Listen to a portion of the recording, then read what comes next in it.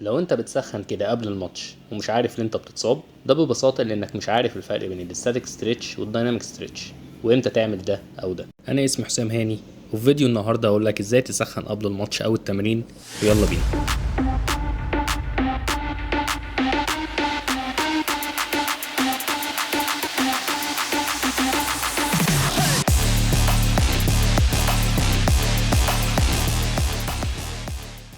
اولا خليني اقول لك على 3 حاجات بتاثر على احتماليه اصابتك في الملعب.